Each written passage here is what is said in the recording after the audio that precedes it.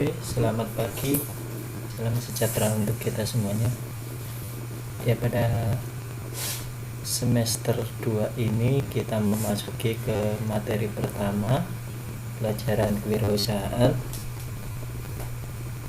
yaitu wirausaha kerajinan dari bahan limbah berbentuk bangun ruang. Oke.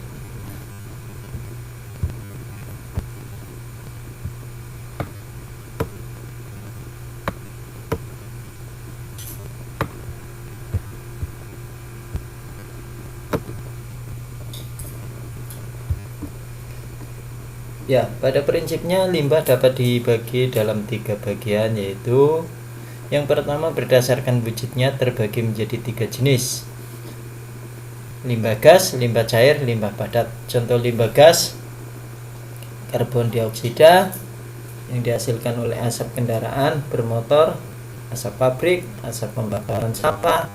Sedangkan contoh limbah cair adalah air sabun, bekas cucian, minyak goreng buangan. Sedangkan contoh limbah padat adalah plastik, botol, kertas, beling, dan sebagainya. Kedua, berdasarkan sumbernya terbagi menjadi 4 jenis, yaitu limbah pertanian, limbah industri, limbah pertambangan, dan limbah domestik. Ketiga, berdasarkan senyawanya terbagi menjadi 2, yaitu limbah organik dan limbah anorganik. Limbah organik adalah limbah yang mengandung unsur karbon sehingga bisa dengan mudah diuraikan atau bisa membusuk secara mudah. Sebagai contoh jenis limbah organik misalnya adalah kulit buah-buahan, sayuran, hewan, dan manusia. Sedangkan limbah anorganik adalah limbah yang susah diuraikan. Contohnya plastik. Oke, lanjut. Sampah organik berasal dari sumber daya alam tak terbarui seperti mineral dan minyak bumi atau dari proses industri. Beberapa dari bahan ini tidak terdapat di alam seperti plastik, aluminium. Sebagian zat anorganik secara keseluruhan tidak dapat diuraikan oleh alam, sedang sebagian lainnya hanya dapat diuraikan dalam waktu yang sangat lama. Sampah jenis ini pada tingkat rumah tangga misalnya berupa botol plastik, tas plastik, dan kaleng. Salah satu pemanfaatan limbah anorganik adalah dengan cara proses daur ulang atau recycle. Daur ulang merupakan upaya untuk mengolah barang atau benda yang sudah tidak dipakai agar dapat dipakai kembali. Beberapa limbah anorganik yang dapat dimanfaatkan melalui proses daur ulang, misalnya plastik, gelas, logam, dan kertas. Oke, next. Perencanaan usaha kerajinan dari bahan limbah berbentuk bangun ruang.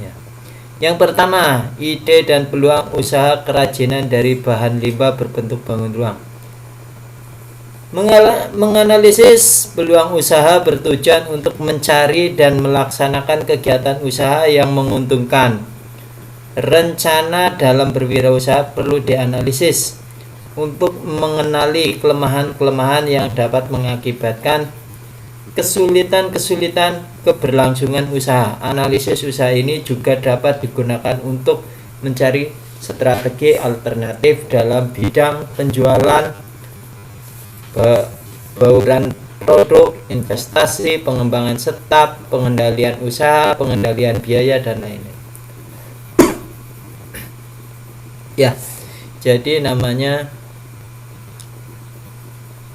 suatu usaha kerajinan dari bahan limbah itu perlu dianalisis bagaimana peluangnya, bagaimana penjualannya. Itu bertujuan untuk pengendalian usaha, pengendalian biaya, dan lain-lain, apakah masuk atau tidak. Faktor-faktor yang menjadi dasar pertimbangan adalah sebagai berikut. Yang pertama adalah faktor keuntungan ya.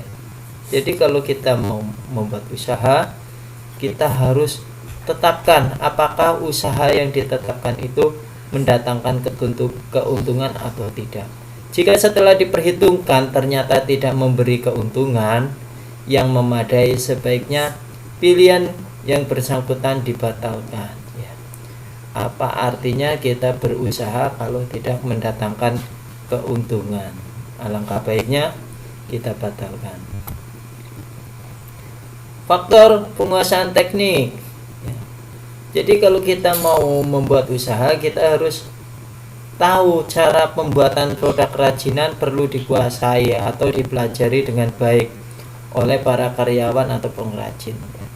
Jadi kalau kita mau membuka usaha daur ulang, kita harus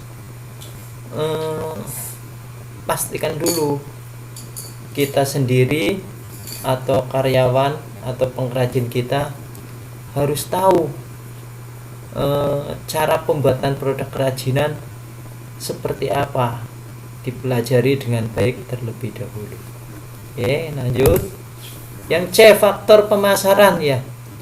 Jadi harus diteliti kemungkinan pemasaran dan prospek pemasarannya di waktu mendatang ya. Misalnya kita membuat kerajinan dari daur ulang, misalnya kerajinan dari botol bekas, gimana sekarang atau kedepannya seperti apa pemasarannya? Apakah cukup di pasar lokal atau bisa di pasar nasional, bahkan bisa di pasar internasional ya. Itu perlu dipikirkan, diteliti kemungkinan pemasarannya.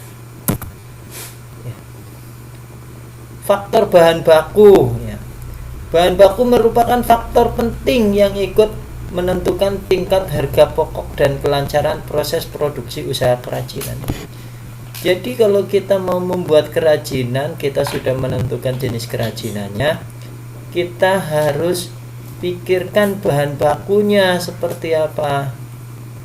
Apakah tersedia di sekitar kita atau tidak ya. Karena bahan baku merupakan faktor penting yang ikut menentukan tingkat harga dan kelancaran proses produksi kerajinan.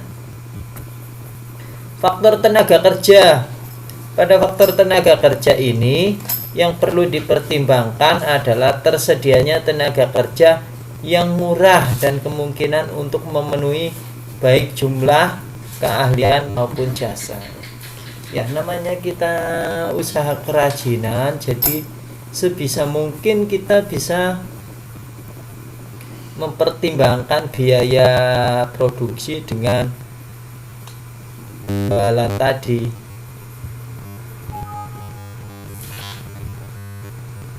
Ya, artinya kalau bisa tenaga kerja dengan upah murah, kemudian keahliannya bagus ya, kita bisa pertimbangkan atau kita bisa gunakan ya. Faktor modal ya, perlu dipertimbangkan kesesuaian antara modal yang disediakan dan kebutuhan jenis usaha kerajinan yang dibutuhkan. Jadi kita pertimbangkan modal yang kita sediakan dengan kebutuhan usaha kerajinan itu cukup. Jadi kalau nggak cukup berarti bagaimana ya, kita perlu misalnya kurangi jumlah produksinya ya. Risiko ya. Tingkat risiko yang akan ditanggung perlu dipertimbangkan dengan besarnya keuntungan yang akan diperoleh ya. Ya, perlu kita ketahui bahwa setiap usaha apapun itu pasti ada risiko. Maka dari itu kalau kita mau membuka usaha, kita harus pikirkan kemungkinan risiko terbesar yang akan kita terima ya, termasuk di dalam usaha kerajinan daur ulang. Faktor persaingan. Perlu dipelajari situasi yang akan terjadi dan disesuaikan dengan kemampuan menghadapi dalam hal modal maupun pemasarannya. Ya, di namanya suatu usaha apapun, apalagi ini adalah kerajinan, pasti namanya persaingan itu sudah biasa. Biasanya persaingan itu dalam bentuk model, ya, modelnya bersaing, harga jualnya bersaing, modalnya biasanya juga semakin banyak modal, ya kita semakin bisa memproduksi semakin banyak. Faktor fasilitas dan kemudahan. Fasilitas yang dibutuhkan untuk operasi usaha kerajinan dan kemudahan penyediaan menjadi pertimbangan. Kemudahan yang mungkin dapat diperoleh dari pemerintah seperti pajak dan lain-lain, ya fasilitas yang dibutuhkan untuk operasi, ya. Biasanya faktor fasilitas dan kemudahan, ya misalnya di sini ada faktor pajak atau faktor perizinan, ya, fasilitas yang dibutuhkan untuk operasi, ya. Faktor manajemen tidak kalah penting. Yang namanya usaha itu pasti harus pertimbangan penting lainnya adalah produk pengolahan yang paling sesuai dan bagaimana kemampuan pengusaha untuk mengelola hal ini sering diabaikan dalam mendirikan perusahaan kecil. Faktor ini yang perlu menjadi pertimbangan adalah peraturan pemerintah, perizinan, pertimbangan etis, lingkungan dan sebagainya, ya. Manajemen, ya sebetulnya bukan hanya itu yang namanya manajemen. Namanya manajemen itu adalah bagaimana cara kita bisa memanage bahan baku, memanage produksi, memanage karyawan, memanage penjualan, ya itu faktor manajemen, termasuk memanage modal. Ya, itulah yang bisa saya sampaikan pada kesempatan hari ini. Jangan lupa nanti ada tugas, kalian kerjakan tugasnya, langsung posting di model. Sekian, terima kasih, selamat pagi.